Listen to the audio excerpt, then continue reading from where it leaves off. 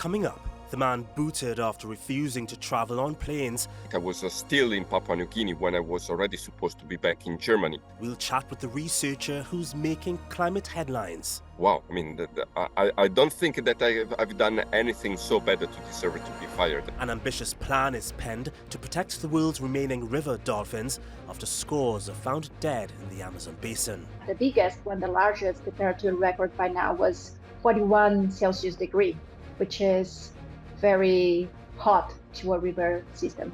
But first, there's scary news about one of the planet's coldest regions, the startling revelation that's bound to send a chill up your spine. This is Just 2 Degrees on TRT World.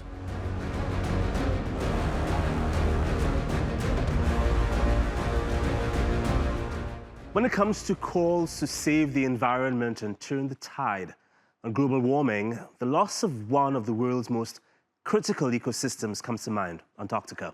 Scientists looking at the ice shelf, ocean and sea ice interactions have studied warming waters around Antarctic ice shelves and learned something disturbing.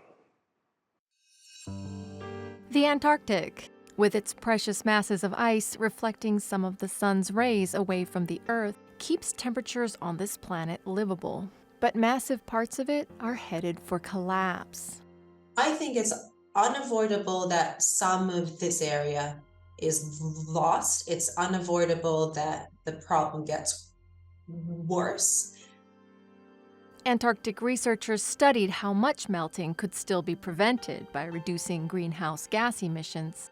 They looked at several scenarios and found that even if we limit warming to just a few tenths of a degree, it's likely there's little we could do to prevent ocean warming that will lead to the loss of the West Antarctic ice sheet.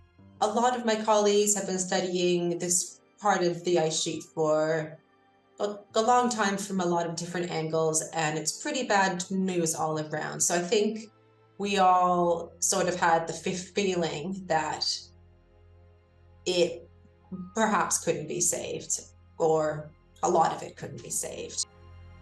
The study suggests that over the next 100 years, we're committed to a runaway melting process in which key ice shelves will go first, releasing the glaciers behind them into the sea, potentially leading to a nearly 2-meter rise in sea levels that will threaten major cities around the world and displace hundreds of millions of people.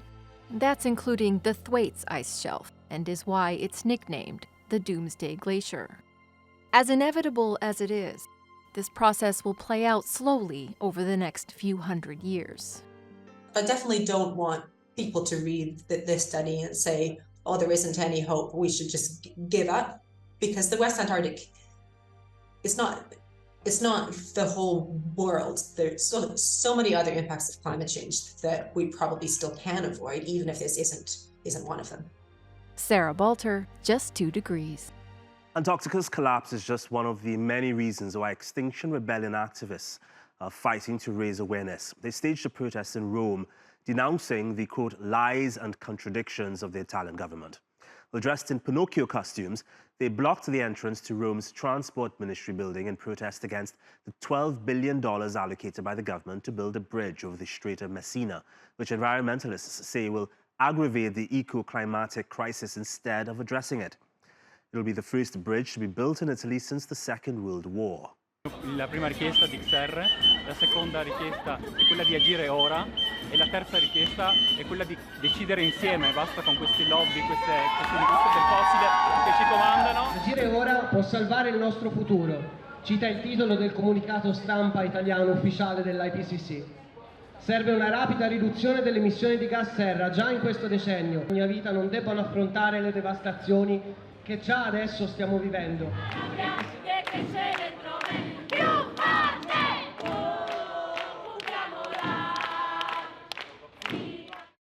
There is a fascinating story about a climate researcher by the name of Gianluca Grimalda, who was conducting research in Papua New Guinea for a German company.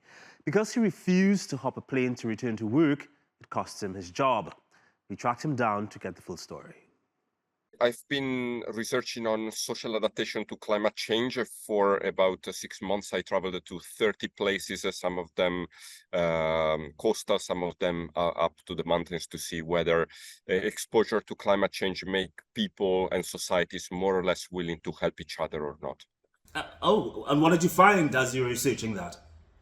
It's too early to say. So for this specific project, it's too early to say. In another project, I have been really massively surprised by the degree of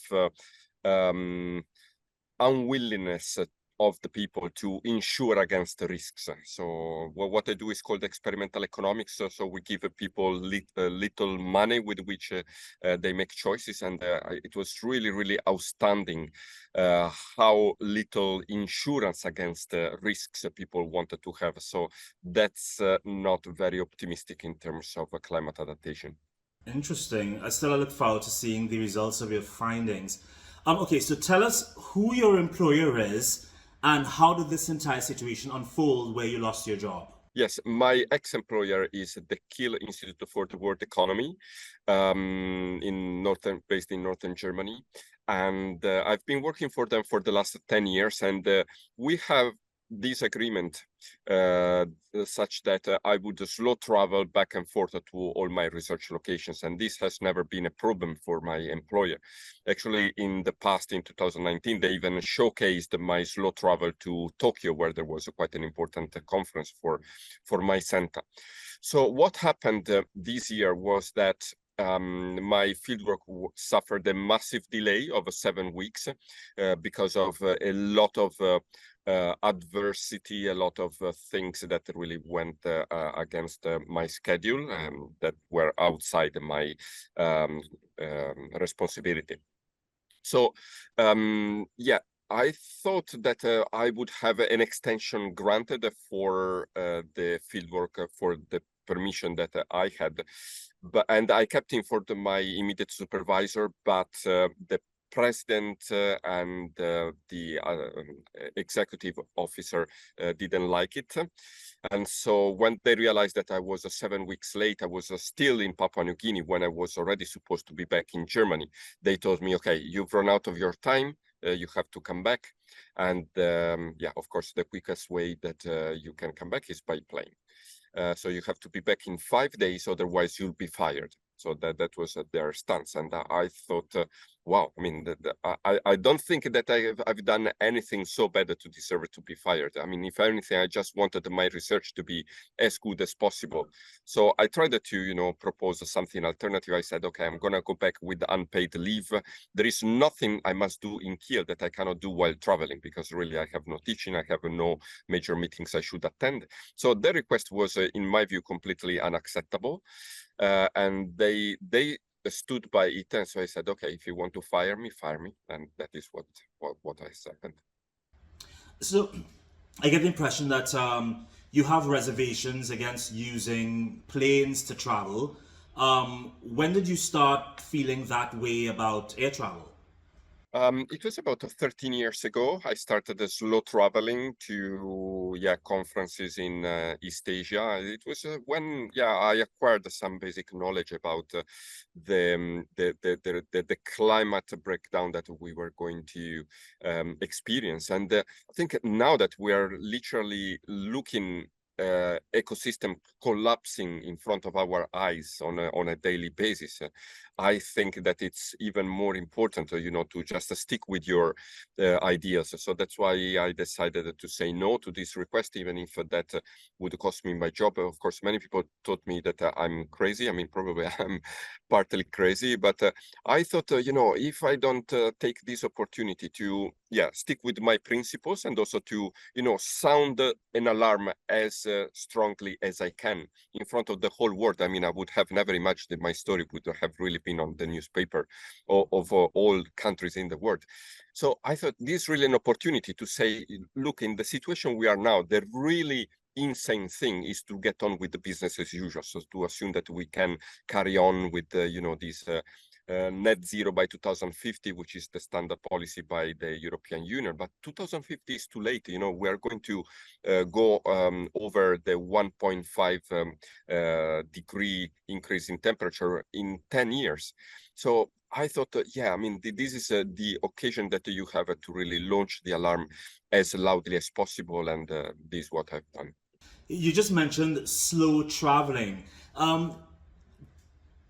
My obvious question would be, instead of taking a plane, I assume you would take trains or boats or buses. And if so, wouldn't that amount to a higher carbon footprint than just taking one direct flight?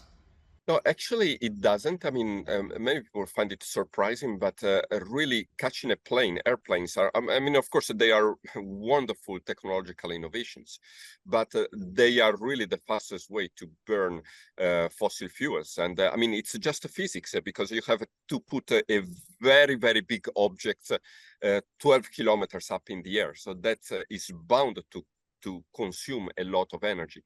So according to my computations that are based on the parameters that I have found available by websites and organizations that work with precisely computing carbon footprints, I have found out that the slow travel, so traveling by ferry and cargo ships, even better, trains and coaches, actually consumes 10 times less as catching an airplane. So catching an airplane from here to Germany would produce 5 tons of CO2. That's more than what the average person in the world emits in 1 year. Instead, by slow traveling, I would emit 500 kg, so 10 times less. It's still a lot. So, I cannot say that I'm off the hook, but it's 10 times less. So I think it's worthwhile, even if of course, it's gonna last two months. But I also get the opportunity to speak with the people, to meet a lot of people that otherwise I would never have the chance to. It's also good for my research, because, for instance, I had a really insightful experience traveling through Pakistan, because I was really able to see how really the general culture is one of fatalism. So they choose not to protect themselves against risk. They had some major floodings. 2,000 people died last year and 2 million people were evacuated. And I asked people, what are you going to do for next year? Because for sure, this is something that is going to happen again. And they told me nothing, because many people in their culture think that basically they have no say in what the future is going to be. So the future has been already written by God, and God has already decided what is going to happen, and that is going to happen whatever you do or you don't do. And to me, that is a very stark reminder about how cultural differences can determine a very different reaction to climate change than what I would observe in Europe and in Northern America.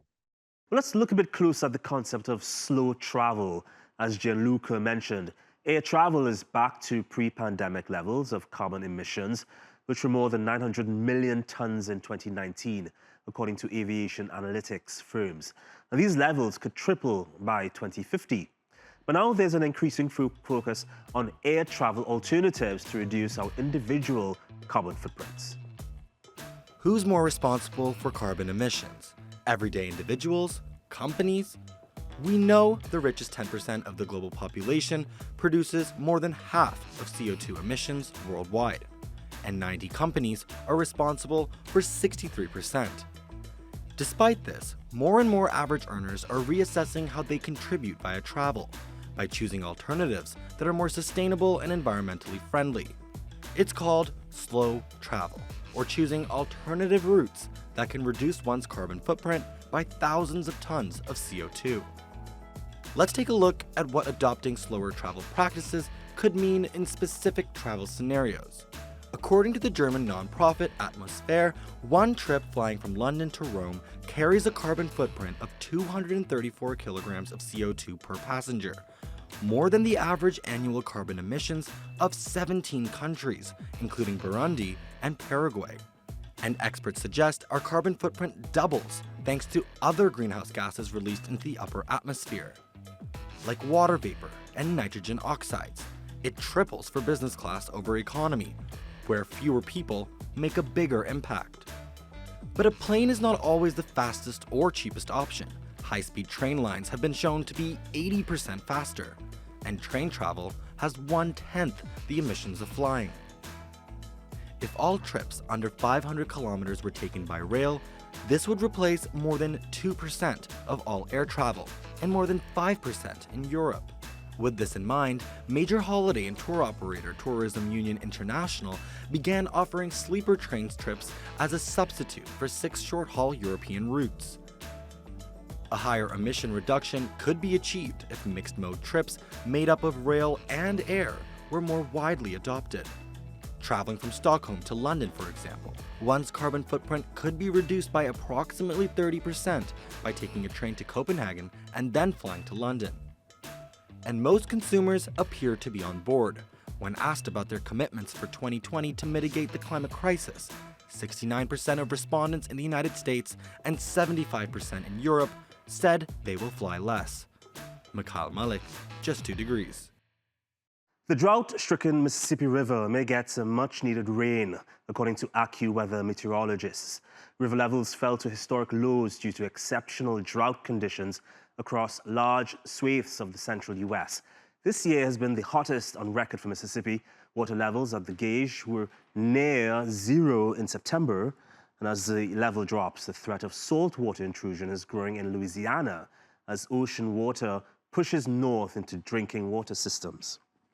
Right there where the rock meets the grass, that's where the water normally is. That's how much of a difference it is. But we're begging for a rain. I mean, it's just crazy. We need a good rain up north to get this river up, and everybody would feel better. Everybody. The farmers, everybody. I mean, it's just, it's crazy how everything's happening right now. Based on the patterns that I've seen over the course of my nearly 50 years and soon be 50 years in this industry, I don't have any other explanation for why the river doesn't freeze in Memphis anymore, or why we have a seemingly annual event of record low water. If somebody else has got a better explanation for it, I'd love to hear it, but it's the only one I can come up with is climate change. Well, the droughts have also impacted farmers in the U.S. heartland of Arkansas. It's a lot tougher to transport grain, and it's disrupted several other industries that rely on the Mississippi. Normally, what you see now, this sand is covered with water. We don't often push barges up there, but we have in the past. The low water makes the barges congested and makes it tough for the tugboat to swap barges in and out here. Like I said, we're down to 1 dock out of 3, so.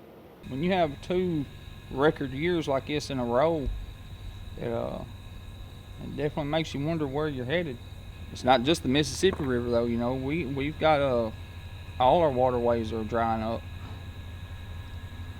Slows traffic down. You can tell if you're out here enough and you watch enough, you can see how much normally right now, especially with it being harvest, you should have a lot more traffic coming up and down the river. But as you see, I mean, it's barely wide enough for 2 boats to go, you know, coming and going. We deliver what we can to meet contracts, but at the same time, we're forced to go into grain storage versus grain silos like this. And also we have bag storage over there as well, that we're putting grain into bags. Oh, the river's crucial for everybody. That river is the main transporter of goods north and south. So if the river's low, everybody's gonna feel it, not just us. We will feel it some, but we won't feel it like everybody else will. Nobody realizes how much fuel is transported up and down that river. Nobody realizes what all is moved up and down that little waterway. Now it's just dry. River dolphins live in some of the most vital waterways, from the Amazon in Brazil to the Indus that runs through Pakistan and India. But since the 1980s, their numbers have declined by more than 70%, in part because of unsustainable fishing practices and agricultural pollution. Now, all 6 species of these mammals in Asia and South America are threatened with extinction, according to the World Wildlife Fund. But a new and historic global declaration hopes to reverse some of the damage by enhancing the health of the rivers the dolphins live in. The river dolphins' death started 23 September, and since then, 154 river dolphins have died between Tukushi and Boto, which is the pink one. And the main reason by now is associated with the highest temperature we have ever seen in any lake, river, or fresh water in the world. Temperature right now was recorded, the biggest one, the largest temperature record by now was 41 Celsius degree, which is very hot to a river system. If certain that temperature is a problem, as I understand, other fish have been dying because of a form of algae that's there. The algae toxin is something we are still investigating. It's not diagnostics done, but we are working closely to Mamirawa Institute for analyzing some samples from water, dolphin samples like tissue, organs, brain, liver, and other biologic samples to discover if this algae is really associated with the death. But by now, so far, the information we have is about the temperature. I believe it's Lake Tefe where the dolphins died. That's their source of food and where the temperatures are increasing. If the dolphins are more or less forced to enter these heated waters to find food, what does that say about the general health of the Amazon? This is really the main question. We have no answer about it, but the river dolphins are the sentinel of the rivers.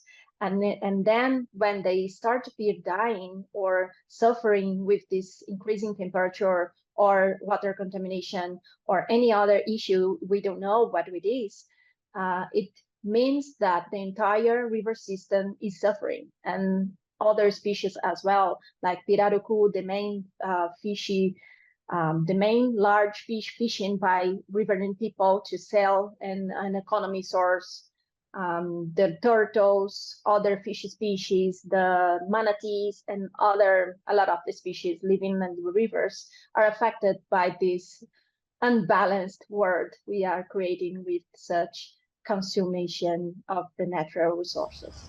You just call the dolphins the sentinels of the river. What do you mean by that? And what's their role in the ecosystem? When dolphins appear dying, something's wrong. So they are sentinels because they tell us the river is not healthy. Something is going wrong with the river. So they are the flag species we are using to show that rivers are not healthy or are passing through some event we cannot understand by now. But yes, if dolphins are suffering, people will suffering as well, because we depend of the fish, we depend of the water, we depend of this entire ecosystem for transportation, for food, for water regulation, and everything else that come with ecosystem services. Along with rising temperatures has come this drought in the Amazon. How bad is it exactly? And what other species are affected? This is the second major drought in the Amazon. And the first one was in 2010. And it wasn't so hard because the temperature was not so high as it is right now. It's not only the level of the water, but also the temperature. And this is related also to deforestation, also to logging, mining, everything else that are related to threats to the rainforest. And we're going to be affected anyway of these entire changings of this entire landscape, which is essential for the not only for the Amazon, but the planet. I suppose that human intervention is required here. Is there a way that we can help? Right now, we are working closely to the local institutions, supporting them with trained people, trying to establish rescue and release protocols, providing supplements and humanitarian help. But we need to study how the climate change will affect river dolphins from now on. And the thing is, trying to map the most sensible areas in the Amazon that could happen again in the next dry season, for example, because we cannot wait for a near future like 2-3 years. We have annually water level change in the Amazon, and this is what guides us to try understand how human intervention can be ahead of this crisis event, these emergency events. Before I leave you, here are pictures of Atlantic salmon in Scotland, where fisheries are planting more trees along rivers to combat warming there. Wild Atlantic salmon figures are being closely monitored. Too much time in water above 28 degrees Celsius can be fatal for the fish. Researchers have been experimenting and creating cool spots by pumping water in from nearby wells with some success.